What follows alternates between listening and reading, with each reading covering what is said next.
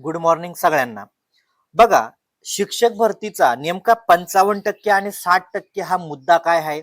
हा मुद्दा आपण काळजीपूर्वक आणि सोप्या भाषेत समजून घेऊन, कारण जे जुने विद्यार्थी असेल काहींना तो कळाला असेल, पण जे नवीन विद्यार्थी आहेत त्यांना हा मुद्दा अजून सुद्धा समजत नाही. नेमक्या 55 आणि 60% हा मुद्दा नेमका काय? आता बघा, 55 आणि 60% नेमका मुद्दा काय आहे मी आता तुम्हाला थोडक्यात समजून देतो, म्हणजे जेणेकरून तुम्हाला हा मुद्दा नेमका काय. बघा, तुम्हाला मागे 2017 असेल 2022 असेल त्यामध्ये जी शिक्षक भरती झाली 55 आणि 60% मुद्दा म्हणजे बघा, तुम्ही कॅटेगरीमध्ये असाल म्हणजे तुम्ही SC ST कुठल्याही आरक्षण घेणाऱ्या कॅटेगरीमध्ये असाल. कुठल्याही, जर तुम्हाला टीईटी ला किती मार्क राहिले, 82 राहिले. बघा, टीएटी किंवा सीटीएटी दोघांना म्हणजे 82 मार्क राहिले, टीएटी किंवा सीटीएटी कुठलाही आरक्षण घेणारा वर्ग. आणि जर तुम्हाला 90 मार्क राहिले, बघा सीटीएटी ला किंवा टीएटी ला 90 मार्क राहिले, मग 55-60%चा मुद्दा काय? जर तुम्हाला 82 मार्क मिळाले म्हणजे किती किती 55%, बरोबर आहे का नाही? आणि 90 मार्क मिळाले म्हणजे किती 60%. बघा, हा मुद्दा पूर्वीपासून गाजत होता. आता पूर्वी कसं होतं माहितीये का? पूर्वीचं सांगतो म्हणजे जेणेकरून आत्ताचं तुम्हाला लवकर समजेल.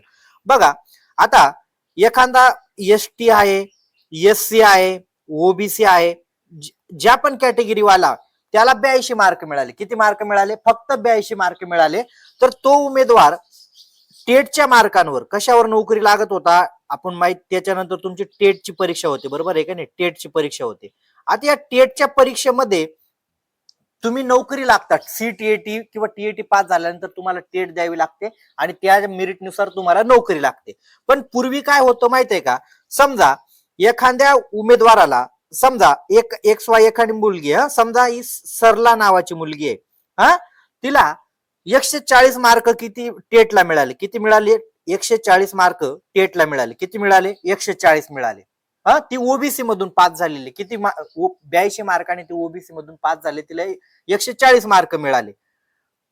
आणि एक दुसरी मुलगी आहे, तिचं नाव आहे सुवर्णा नाव आहे, सुवर्णा नाव आहे, तिला 135 मार्क मिळाले. किती मिळाले? 135 मिळाले.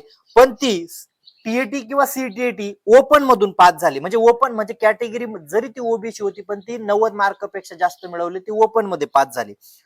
मग बघा, पूर्वी काय होतं, समजा तुमचं ओपनचं मेरिट जर 130 लागलं, समजा ओपनचं मेरिट जर तुमचं 130 लागलं, ओपनचं मेरिट समजा तुमचं 130 जर लागलं, तर ते सुवर्णा काय होत, ती सीटीएटी ओपन मधून पास झाल्यामुळे तिला काय मिळत होतं, ही 130 ची ओपनची जागा पण मिळून जात होती. ओपनची जागा पण मिळून जात होती.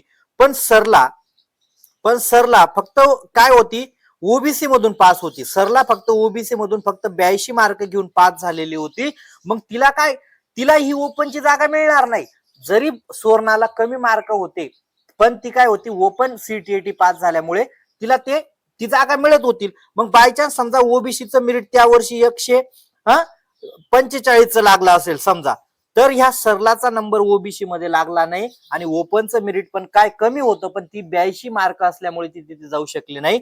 म्हणजे पूर्वी काय होतं का, जर तुम्हाला ओपनची जागा घ्यायची असेल थोडक्यात, तर तुम्हाला 90 मार्क मिळवायचे, म्हणजे तुम्हाला पण आरक्षित प्रवर्ग सोडून ओपनच्या मेरिट नुसार पास व्हावं लागायचं, टीईटी किंवा सीटीईटी. पण आता यांनी नियम काय बदलला माहित आहे का? यांनी काय मुद्दा मांडला, जर तुमची निवड टेटच्या मार्कांवर होते. कशाच्या मार्कांवर होते? टेटच्या मार्कांवर होते. मुद्दा असा कोर्टामध्ये मांडला का, जर आमची शिक्षक भरतीची निवड ही टेटच्या मार्कांनीच होते, मग त्या टेटच्या मार्कानुसार जर समजा ओपनचं मेरिट 130 लागलं आणि जरी तो ओबीसी मधून पास झाला असेल किंवा एसटी कॅटेगरी कुठलंही आरक्षण घेऊन पास झाला असेल, पण जर त्याने जनरल जे ओपनचं मेरिट आहे तेवढे जर टेटला मार्क मिळवले तर त्याला संधी देण्यात यावी. मग हा कोर्टात मुद्दा आखला, जर आपली भरती जर टेटच्या मार्कानुसार होते तर मग याचा आधार घेऊन का तुम्ही एखाद्या, म्हणजे ओपनच्या जागेवर कोणाचाच अधिकार नसतो म्हणजे काय, ओपन वाले सुद्धा म्हणू शकत नाही का हे आमच्या जागा, इथे सगळ्या जातींचा अधिकार असतो. फक्त त्यांनी काय केलं पाहिजे, तेवढं मेरिट मिळवलं पाहिजे. म्हणजे पूर्वीच्या नियमानुसार काय होत होतं बघा, आता तुम्हाला इथे काही कॅटेगरी दिलेली आहे. आता उदाहरणार्थ समजा एससी कास्ट बघा इथे 4 उमेदवार आहेत, त्यांनी किती 170 मार्क मिळवलेले आहेत. किती मार्क मिळवलेले आहेत? 170. पण पूर्वी असं होतं, समजा या 4 उमेदवारांपैकी 2 उमेदवार सीटीएटी फक्त 82 मार्क मिळवले असतील, तर ज्या ओपनच्या जागा येतात बघा, ज्या समजा ओपनच्या 6000 जागा होत्या मागच्या वर्षी, 6000 जागा होत्या, तर जो फक्त सीटीएटी 90 मार्काने पास आहे तोच या 6000 मार्क जागांसाठी पात्र होता. पण ज्याला 82 मार्क होते ना, तो या 6000 जागांसाठी जाऊ शकत नव्हता. तो फक्त एससी कॅटेगरीच्या ज्या जागा असतील, समजा 3100 त्या जागा आलेल्या होत्या, त्या 3100 जागासाठी तो पात्र होता, पण इकडे जाऊ शकत नव्हता. पण आता काय होणार आहे माहित आहे का? आता तुम्ही कॅटेगरी मधून जरी पास झालेलं असेल, पण तुम्ही टेटला मार्क चांगले मिळवले असतील, तर तुम्ही ओपनच्या समजा ह्या वेळा समजा ओपनच्या 6000 जागा आल्या, तर बघा 6000 जर जागा आल्या ना, तर तुम्हाला सांगतो जे उमेदवार बघा जास्त मार्क घेणारे, समजा आता काय होईल, ओपनचं मेरिट जास्त जाईल. का जास्त जाईल? सगळे उमेदवार काय करतील, म्हणजे ज्यांना जास्त मार्क आहेत, आता उदाहरणार्थ समजा 140च्या वर जेवढे उमेदवार आहेत ना आताच्या शिक्षक भरतीला, हे सगळे कुठून नोकरीला लागून जातील? आता ओपन मध्ये लागून जातील. कुठे लागून जातील? ओपन मध्ये लागून जातील. मग जे उमेदवार आरक्षित प्रवर्गातील येईल त्यांचं मेरिट कमी येईल. कारण बघा आता समजा 140 मार्क वाला आता तुमच्या कॉम्पिटिशनला असेल का? तर अजिबात नसेल. म्हणजे जो कॅटेगरीमध्ये आता ज्याला 140 मार्क आहे त्याला कॅटेगरी मधून जागा मिळणारच नाही ना, कारण तो ऑलरेडी ओपन मध्ये त्याला नोकरी मिळून जाईल. म्हणजे हा एक असा फायदा झाला का जे कॅटेगरी उमेदवार होते त्या कॅटेगरी मध्ये उमेदवारांचं मेरिट आता कमी लागेल. का कमी लागेल? का जास्त मार्क मिळवणारे असतील. पूर्वी कसं होतं, जो ओपन मध्ये पास असेल तोच जाऊ शकत होता, पण आता जरी त्याने आरक्षणाचा लाभ घेतला असेल, पण त्याने टेटला जर ओपनच्या मेरिटनुसार क्रॉस केलं असेल तर तो ओपन मध्ये सुद्धा जाऊ शकतो. म्हणजे जेणेकरून काय होईल, कुठल्याही जातीतील असेल, मग आरक्षित प्रवर्गात एसटी असेल, एससी असेल, आता समजा इथे 71 उमेदवार एससीचे आहेत, 27 त्याच्यानंतर 27 291 हे उमेदवार ओबीसी आहेत. मग आता हे ओबीसी हे सगळे उमेदवार काय करतील, आता जरी त्यांना 82 मार्काने ते टीएटी किंवा सीटीएटी पास असतील, पण ते सगळे ओपन मधून नोकरीला लागून जातील. म्हणजे बघा, म्हणजे याचा फायदा कसा होतो माहित आहे का? आता समजा ओबीसीच्या जागा तुम्हाला माहिती आहे 4000 जागा आल्या, जर या 4000 जागापैकी एवढा गट जर ओपन मधून नोकरी लागून गेला, किती ओपन मधून, कारण त्यांना 130 पेक्षा जास्त ओपनचं मेरिट समजा 130चं लागलं, तर एवढे लोक नोकरी लागून जातील. कशामधून? ओपन मधून. मग ह्या जागा रिक्त झाल्या, ह्या जागा रिक्त आहेत का नाही? मग समजा उदाहरणार्थ एससी कॅटेगरी आहे, एससी कॅटेगरीचे समजा एवढे उमेदवार, हे 4, 11, 34 आणि 71 हे उमेदवार जर ओपन मधून नोकरीला लागून गेले, म्हणजे तुमच्या 150 हे ओपन मध्ये नोकरीला लागून गेले, मग उरलेल्या लोकांना जागा वाढतील का नाही खालचे, म्हणजे मेरिट खाली येईल का नाही? म्हणजे असा हा फायदा होईल. कुठल्याही बघा आता त्याच्यानंतर ईडब्ल्यूएस असेल, एसटी असेल, हे जे समजा आता ओपन, आता समजा एवढे क्रॉस झाले, समजा आता एसटी कॅटेगरीचे समजा एवढे उमेदवार आहे, हे जेवढे वरचे उमेदवार आहेत ओपनचं मेरिट क्रॉस करतात, ज्यांना 140 पेक्षा जास्त आहेत, ते सगळे ओपन मध्ये नोकरीला लागून जातील. म्हणजे एवढाच आता एक फायदा तुम्हाला कळाला असेल का पूर्वीचा नियम असा होता का जर तुम्हाला 90 मार्क असतील तरच तुम्ही 90 मार्क जर असतील तरच तुम्ही काय करत होते, ओपनची जी जागा आहे ती ओपनच्या जागेवर नोकरीला लागू शकत होते. पण आता तसं काही नाही. जरी तुम्ही 82 घेऊन सीटीएटी पास केली असेल किंवा टीएटी पास केली असेल, तरी तुम्हाला ओपनची जागा द्यावी लागेल. का द्यावी लागेल? तुमच्या अभियोग्यतेचे जे टेटचे जे मार्क आहेत त्या मार्कांच्या आधारे द्यावा लागेल. असा हा एकदम सोपा मुद्दा होता. किचकटपणे तो समजून घेण्यापेक्षा अशा पद्धतीने होता, म्हणजे जेणेकरून आता एखादा उमेदवार 82 जरी आहे, त्या उमेदवाराला संधी मिळेल का ओपन मध्ये पण तो जाऊ शकतो जर त्याला टेटला चांगले मार्क असतील. अजून एक आता असा प्रश्न होता ओपनचा, काल एक मॅडमांचा, कविता मॅडमांनी, का सर आम्ही ओपन मध्ये मग आम्हाला याचा काही फायदा होईल का? तर तुम्हाला याचा कुठलाही फायदा होणार नाही.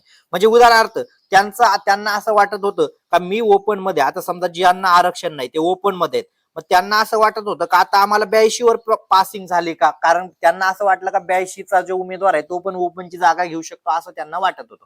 पण त्यांना तो कुठलाही फायदा होणार नाही. जे विद्यार्थी ओपन मध्ये आहेत एवढं आहे तर तुम्ही तुमच्या बरोबरीला, आता हे कॅटेगरीचे उमेदवार तुमच्या बरोबरीला येतील, तुमची कॉम्पिटिशन वाढेल. काय होईल? तुमची कॉम्पिटिशन वाढेल, तुमच्या गुणांमध्ये वाढ, म्हणजे तुम्हाला जास्त मार्क. कारण बघा एससी तुमच्या बरोबर येईल, एसटी ओबीसी जेवढे असतील तेवढे ओपनच्या जागेसाठी पात्र झालेले आहेत. म्हणजे जेणेकरून जो विद्यार्थी ओपन मध्ये होता त्याला अजून अभ्यास करावा लागेल आणि हे मेरिट आता काय होईल, हाय जाईल. समजा मागच्या वर्षी 130 झालं, यावर्षी 140 पण जाईल, नंतर ते 150चा परिणाम का होईल, का ह्या जातीतील उमेदवार काय करणार, आता हे वाढ होणार ना मार्कांमध्ये. म्हणजे विद्यार्थी जास्त, आता 6,000 जाग्यासाठी पूर्वी कसं होतं, आता ह्या वेळा काय होतं माहितीये का, 41 का 42,000 उमेदवार फक्त कशाला आहेत, ओपन मध्ये आहेत, 41 का 42,000. पण आता जर हे सगळे उमेदवार जर या जागेसाठी पात्र जर झाले, ज्यांनी 140 पेक्षा जास्त मिळवलेत, म्हणजे 1,00,000 उमेदवार झाले ना. आता 1,00,000 म्हणजे 41 मध्ये जेवढं मेरिट लागणार होतं आता ते 1,00,000 जाईल. म्हणजे जेणेकरून काय होईल, ओपनचं मेरिट यावर्षी हाय जाईल. दरवर्षी काय व्हायचं, या नियमामुळे ओपनचं मेरिट कमी राहायचं. कारण काय, जर तुम्ही 90 मिळवले नसेल तर तुम्ही ओपनच्या जागेवर जात नव्हते. पण आता तुम्ही जरी कॅटेगरी मधून पास झालेले असाल, पण तुम्ही टेटला चांगले मार्क घेतलेले असतील, तर तुम्ही ओपनच्या जागेसाठी सुद्धा तुम्ही पात्र राहू शकतात. त्यामुळे ओपनच्या विद्यार्थ्यांनी आता जास्त अभ्यास करावा लागेल, कारण हे सगळे विद्यार्थी तुमच्या कॉम्पिटिशनला येणार आहेत. त्यामुळे आपली नवीन बॅच CTET ची चालू झालेली आहे. इथे तुम्हाला सगळा कॉन्टॅक्ट वगैरे दिलेला आहे. PS सिसो अकॅडमी ही ऍप डाउनलोड करा. ऍप रजिस्ट्रेशन केल्यानंतर तुम्हाला सर्व काही तिथे उपलब्ध होऊन जाईल. बघा, प्रवेश फी अगदी मर्यादित आहे. काही अडचण असेल तर इथे मोबाईल नंबर दिलेला आहे, याच्यावर संपर्क करू शकतात. व्हिडिओ जास्तीत जास्त लोकांपर्यंत शेअर करा. आणि आता जे नवीन मुलं आहेत त्यांना हा नियम माहित नसेल तर त्यांनाही कळवा. पण अशा पद्धतीने काय बदल झालेला आहे तुम्हाला मी सांगितलं.